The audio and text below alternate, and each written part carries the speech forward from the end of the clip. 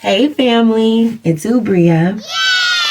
Today I am going to share with you a few simple yet extremely powerful rituals that I personally have used to change my life.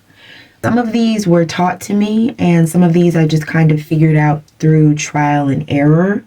But one thing that I did notice is that all of these rituals are related to one of the four elements. So they all operate using the principles of either water, earth, air, and fire. So hopefully thinking about them in that way and being able to classify these rituals in that way will make them easier to remember. All right, let's get into it. The first element is water. You are going to want to do water rituals when you feel the need to be moved, when you are emotionally stuck in some kind of way. And this stuckness is not always obvious, like sadness or grief, although it can be both of those. But the kind of stuckness that I'm talking about is more subtle than that. It might feel like boredom or distraction or chronic dissatisfaction. It might feel like heavy-heartedness or just being irritated, annoyed, just feeling like you want something to happen, but you don't know what. You might feel hungry, but not for any particular thing. Or you might feel like you can't satisfy that hunger no matter what you do. Ultimately, it's just this distant, gnawing feeling of want. But what do you want? What do you need? You don't know. So that's when we use water to find out. Water moves you inside and out. It cleanses and releases. And then it reveals, and then it reflects. Okay? So the first thing you need to do is you need to use water to make yourself feel. Once you know what you're feeling, you'll know what you need. So we're going to use water to make us feel by, number one, drink a lot of water. This will make you pee a lot. So you will start to say to yourself, I need to go to the bathroom. Don't make fun of me, y'all. I know this sounds silly, but the universe is so literal. It listens to what we're saying, like what we're thinking, and it doesn't put a lot of context behind those thoughts and words. So the universe is going to hear you saying, I need to go to the bathroom. And the universe is going to say, oh my God, she's listening. She knows what she needs. Okay, so the more that you do that, the more you just get in the literal space of feeling your feelings and taking care of them. Okay, even if it's just you feel like you need to pee. These other things that you need to feel and that you need to take care of are going to start to loosen up inside of you so that they can flow out. Not to be gross, but so that they can basically flow out as easily as pee. I'm sorry. Okay. The second thing you're going to want to do is clean your bathroom. Even if your bathroom's already clean, you're going to want to just make it shine, okay? You get your hands in the water, get them really raw. You want to scrub, use hot water. You want to wash, you want to soak things, maybe do some laundry. You just want to make things smell nice and look pretty by using water, okay? You want to wash the towels in there, wash the washcloths, wash the rugs. Once it's done, you will feel accomplished. You will feel like, oh, this is beautiful. This is amazing. I love this. I did this. Maybe those feelings, maybe feeling accomplished is something that you have been wanting to feel, but you haven't been able to access it. So cleaning something really well is kind of like a shortcut to access that feeling of accomplishment that you've been needing to feel. Now, once the bathroom is sparkling, you're going to want to take a bath in there. Make sure you are the first person to christen your bath after you clean it. The bath is your reward. Why? Because it's important to feel rewarded right after you feel accomplished. Those two things should go together. Okay, the other thing you're going to want to do is put sea salt in your bath because salt literally carries water from the air and seals it into your skin. You're going to want to take the hottest bath you can stand. Why? Because again, you need to feel. So you need to feel like maybe it's a little too hot. You want to feel that water with every nerve cell that you have. You want to be like, ooh, ooh, ooh, ooh, ooh, that's hot. Okay, don't burn yourself or anything. Please don't burn yourself. But you definitely want to make it hotter than comfortable. Okay, and then you're gonna sit in the bath longer than you normally would. You sit there until you say, okay, I feel like it's time to get out. Or I feel like I've been in here too long, right? It's just you want to get in touch with your feelings. A couple of tips while you're in the tub. Okay, so the first thing is you want to try to make the bathroom as dark as possible, and then maybe light a candle, stare at the fire. This is because you feel like this distant, anxious, annoying, uncertainty. Your mind is probably already wandering as opposed to focusing. So if you take a bath in the middle of the day when the bathroom is well lit, your eyes are going to wander. You're going to look at the sink, you're going to look at the toilet, you're going to look at the mirror, you're going to like kind of disassociate. But if you do it at night when the room is dark and maybe you light a single candle, that's going to force your mind and your emotions to focus and to hone in on either you, if it's total darkness, just be within yourself, or if it's a candle, you're going to focus in on the fire. But it will make it much more difficult for your mind to wander, because what we want to do is focus on our feelings. Not only that, maybe you want to play some sad ass music in the bathroom. Maybe you need to cry. Maybe you need to sing. Maybe you need to sing along. Maybe you need to feel good about how well you sing, or feel like your voice is cracking and you don't care. You need to feel something, okay? Maybe you need to masturbate while you're in the tub. Maybe you need to cry. Maybe you need to cry and masturbate. But the point is to let your body's water flow. Okay? All right. So those are all the tips that you can use in the house, but it's also important to go out of your house after you do all that. You want to go out of your house to the big water. Go to the biggest water you can find. If you live near the ocean, go to the ocean. If you live near a lake, go to the lake. If you live near a river, go to the river. Go to the stream, the creek, whatever. Find some water out in nature and go to it. You want to give something to the water. This could be fruit, weed, some liquor, bracelets, rings, necklaces, flowers, just something beautiful, something useful that the water might appreciate. And you want to thank the spirit of the water, that spirit that flows through you and also around you, the water that birthed you, and remember that even in this moment, this water is birthing you still, because you are currently stuck, and this water is moving you out onto the other side of whatever this stuckness is. So thank the water for flowing through you. Thank the water for flowing around you and for moving you. And you're going to want to talk to the water. Say whatever's in your heart. Say what's on your mind. And don't worry about looking foolish, okay? People talk to the water all the time. The water done heard everything. So just cry, vent, do what you got to do. That's what the water is there for. After that, you're going to want to put your hands in the sand, or if it's not sand, maybe there's grit, but not dirt, but like whatever is right at the water, okay? Put your hands in that and literally feel it between your fingers, maybe even your toes. And as you feel it, you're going to want to look out into the horizon. And at this point, it is okay to let your mind wander and wonder, because you're in nature, and that's just a good thing, okay? And the thing is, whatever it is that you need, whatever is inside of you that you can't quite name, right, this desire, it's natural. It has to be natural because it's arising from within you. So it's this desire, this need is now a part of nature. And natural things that are a part of nature, they cannot be forced. So that's why you have to go into nature and be still, so that it's like when you go into nature and when you're very still and quiet, the animals will come up to you. But if you try to go up to the animals, they scurry away.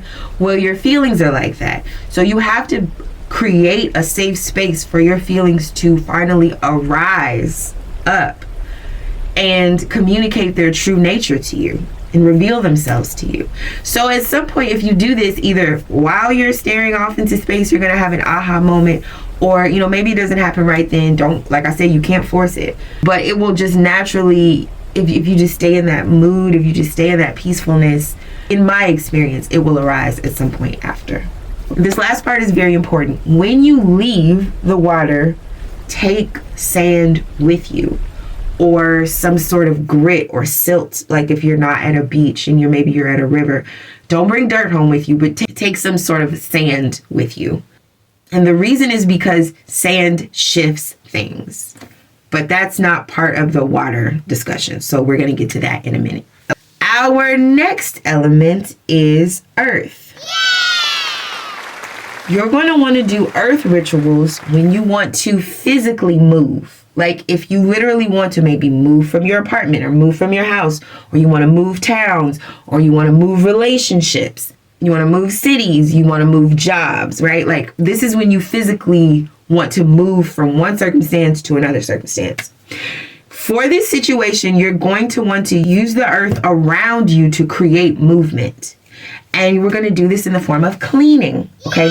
Not just cleaning, but deep cleaning. And when you think about this, I want you to think about digging, like literally when we dig in the dirt because we want to plant something new and you're overturning the dirt, you're going to want to treat the space that you live in the same way. So that means getting the grime, getting in the corners, getting the baseboards, reaching up and cleaning the spider webs, digging deep down inside the closets, under the couches, behind things, dig in the junk drawers.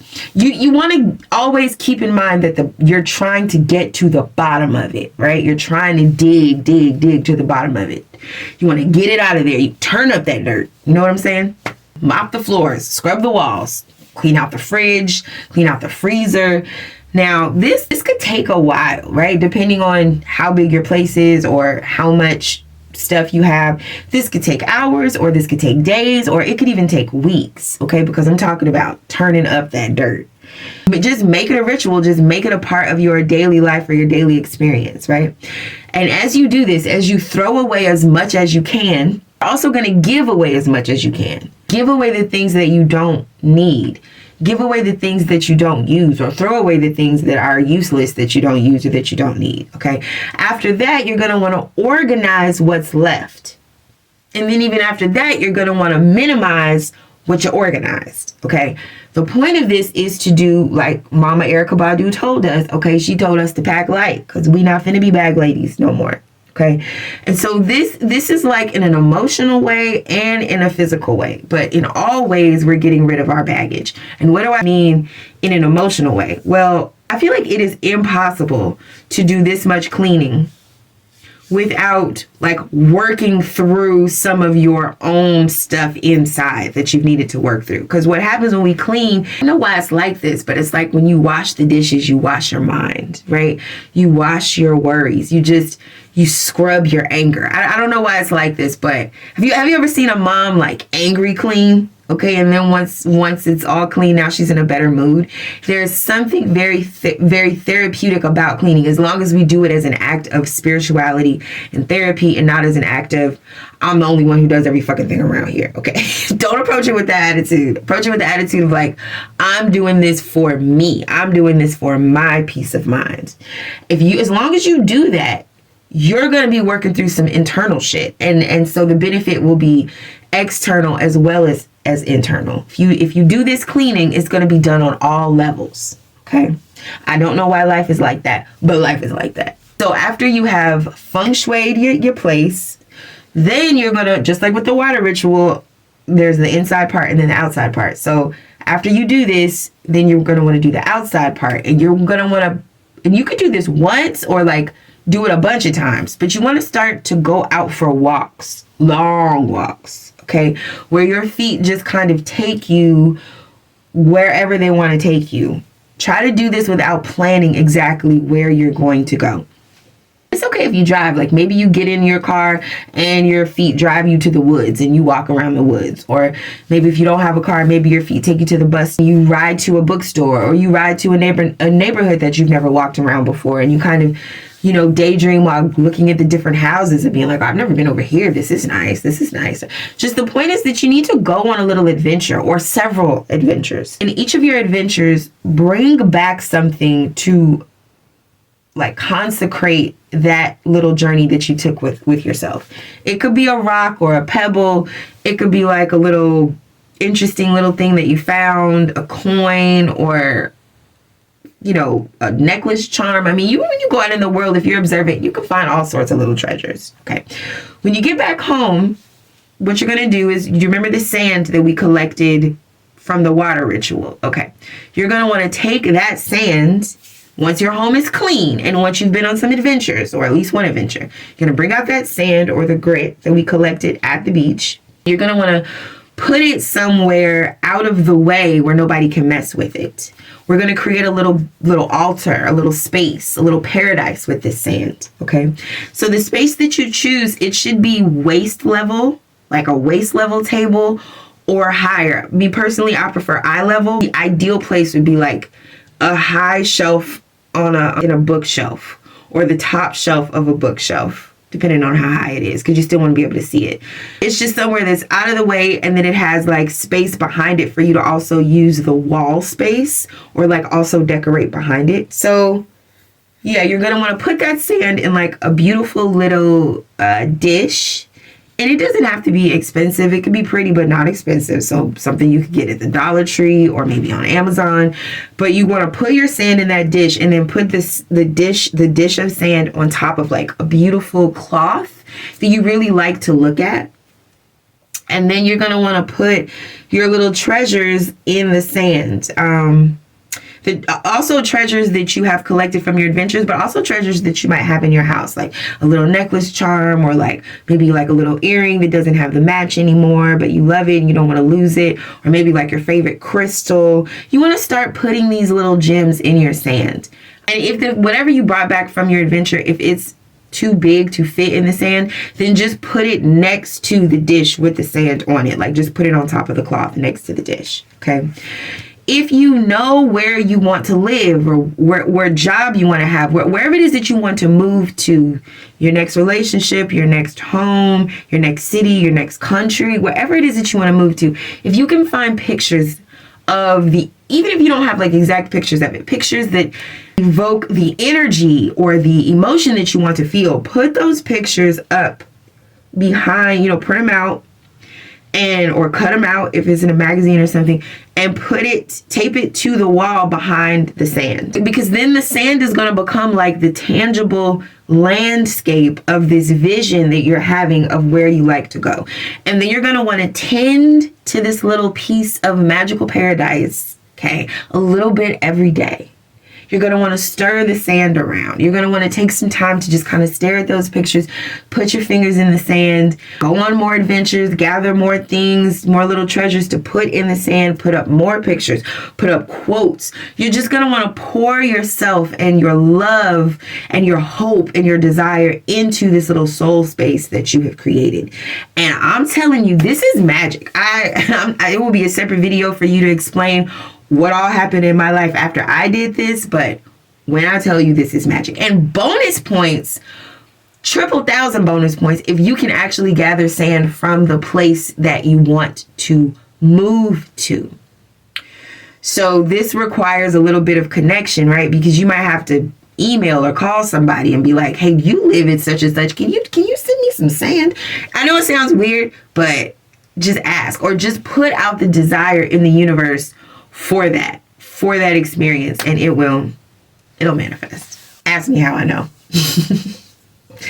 All right. So you'll just see that circumstances in your life like magically move and you will be shifted closer to the things that you desire. And the things that you desire will also be shifted closer to you.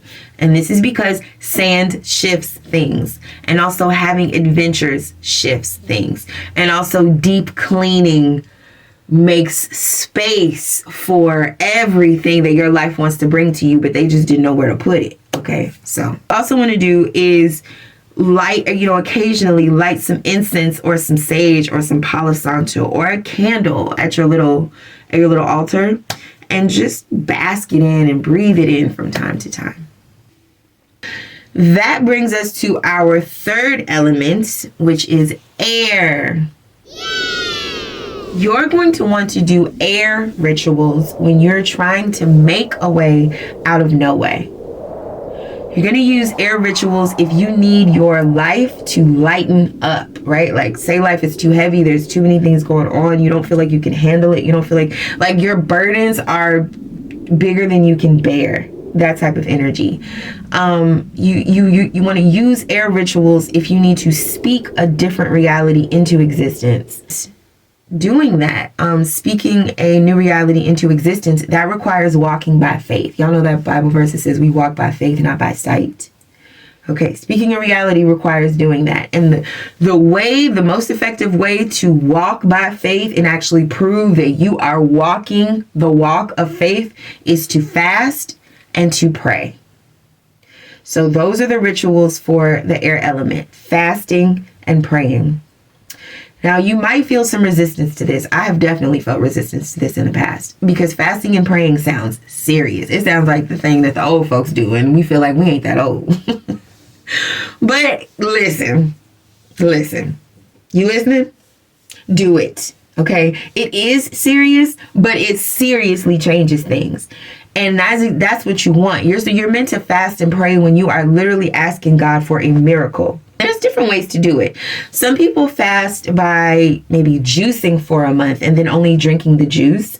Some people fast by not having anything but water, right, for a few days at a time, water or tea. Some people fast by not eating until a certain time every day. There's no specific way to fast. You have to do it in the way that feels right for you. But what is important is what you do while you fast and what you don't do while you're fasting. So as for what you are supposed to do, here's the thing. Every single time you feel hungry, you're supposed to pray. That's the thing about fasting and praying, is you are asking God to sustain you. You are asking God to hold you up and give you strength. And then you want to thank God so much. You want to continually thank God that you are alive and able to feel the sensation of hunger, because that is a part of life. You want to think about all your other blessings and give thanks for those blessings too.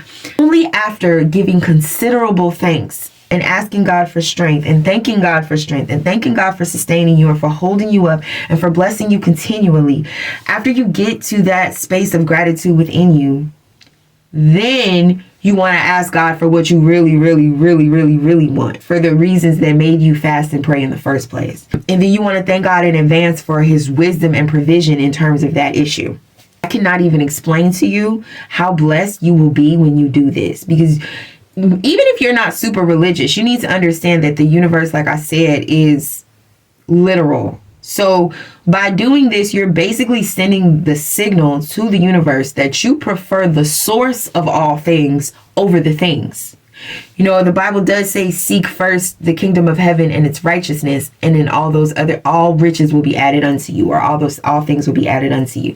This is that energy, right? If you're saying that you would rather commune with the maker of the food than eat the food,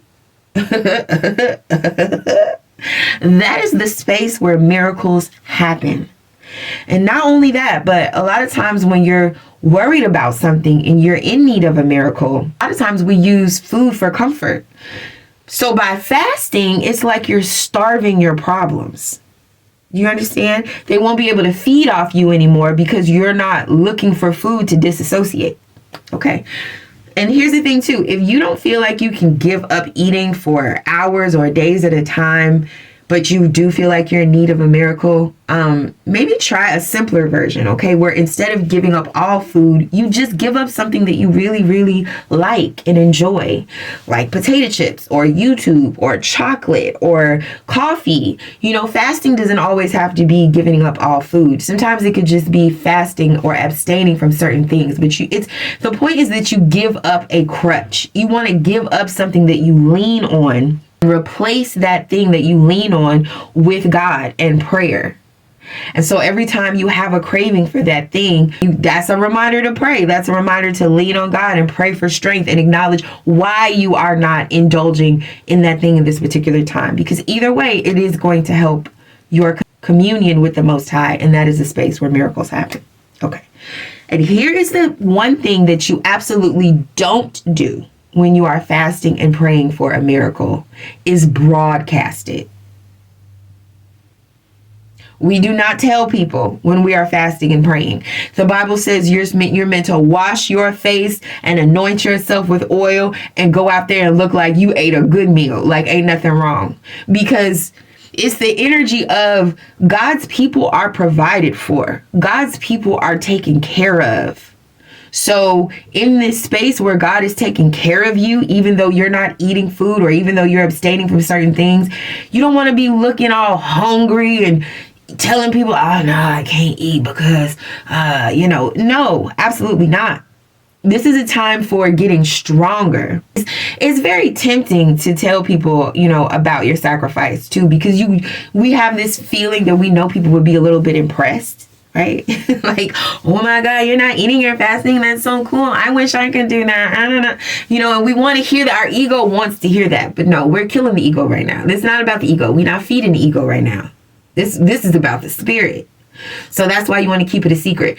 Now, I'm not suggesting that you be out here looking crazy and shady. There are certain people that you might have to tell because after a while it's going to become obvious that you're not eating. But as much as you can, you want to keep it a secret. A fourth element is fire. If we use air rituals to receive miracles, then we're going to use fire rituals to become the miracle. You use fire rituals to appear. It's almost like you appear miraculous. You're going to appear miraculous to people who are watching this transformation from the outside. And that's because fire rituals hold the magic of fire power, which is the energy of that which burns but yet is not burned, right? That's Phoenix energy. So just want to say, if you do fire rituals, you want to use it wisely because this is an extremely powerful energy. In my personal experience, outside of fasting and praying, fire is the most powerful energy in terms of turning your life around. And I say this again, you're going to want to use this only when you want God to take complete control, when you're just in that like Jesus take the wheel type energy, because things are going to pretty much be out of your hands afterwards. So just remember that although the rewards are amazing, fire power is not gentle. Because you're indicating that you're ready to be put through the fire for intense transformation because you understand that you won't be burned. It don't mean you ain't gonna feel the heat though, because you are in the fire. But you will transform and you will never be the same after this. All right. I've gotten my warnings out of the way. Actually doing fire rituals is pretty easy. I think the most important part is not necessarily what you say or what you do, but how you feel about what it is that you're burning. I usually do fire rituals around certain annual milestones like the winter solstice or birthdays or to celebrate the new year. And what I do is I write something down and then I burn it and then I bury the ashes. Bonus points if you can bury the ashes in a plant and watch it grow. The biggest fire ritual I did actually though was at the ocean in a bonfire. So if you're doing something like that, obviously you can't collect the ashes. But if you're doing something at home, you want to keep the ashes. Okay. So as far as writing something down to burn, what do I write? Well, it depends on how I feel. It depends on what I want to get rid of. Okay, because that's what fire rituals are for. They're for getting rid of that which you no longer wish to experience in your life. But I mean, you got to be done with it, okay? Like, not a little bit, but completely done. If you burn something, you need to be done with it. So for me, it's usually about your bad feelings that you're ready to sacrifice and transmute, okay? You're ready to see, like, what else can this be? And what else can this energy be in my life? Because I'm tired of it being this. For me, a big one in my past was I needed to turn worry because I used to be such a worry wart, and I had to learn how to use that energy for faith instead. It sounds simple, but it took me at least a decade. It was maybe more. It was a really, really, really hard journey because I was hardwired to worry. Yeah, but that's just me.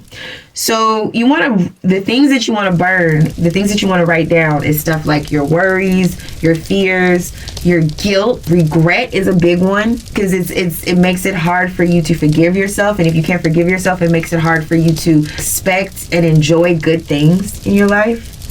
Shame is another big one. And for a very similar reason as regret. Shame makes you hide, and if you hide, if you're not visible, if you're not accessible, it's very hard for your blessings and for life to reach you. I also want to give a warning here. Whatever you burn, like I said, you need to make sure that you really are in a space where you want to be completely done with it. Because if you pick it back up, right, you want to be very careful not to pick anything back up that you thrown into the fire, because that will really hurt you worse than if you had never thrown it into the fire in the first place. And I don't mean like literally reaching into the fire. I just mean like if you throw a certain problem in, but then later you pick it back up, right? You're going to have to go down to the fire to pick it back up, which means now you're literally like raking yourself over the coals. Now you're burning yourself even more to take this thing back to the fire. So it's gonna be worse, it's gonna be hot, it's gonna burn you, and it's going to hurt you more when you take it out and like worry about this thing again or beat yourself up about this thing again. It's gonna be even worse. So you just have to be really sure, you know, otherwise it's like it'll become a form of self-torture. But if you are sure and you take the burning ritual seriously, you will transform yourself and you will transform your life. It won't be gentle, but it will be permanent, and it will absolutely be for the best. People will look at you and they will become shocked, okay? Because you're going to become a miracle. That's just that. Those are the 4 elemental rituals that you can use to turn your life around. I hope you found this video helpful, but if you didn't, I hope you were entertained.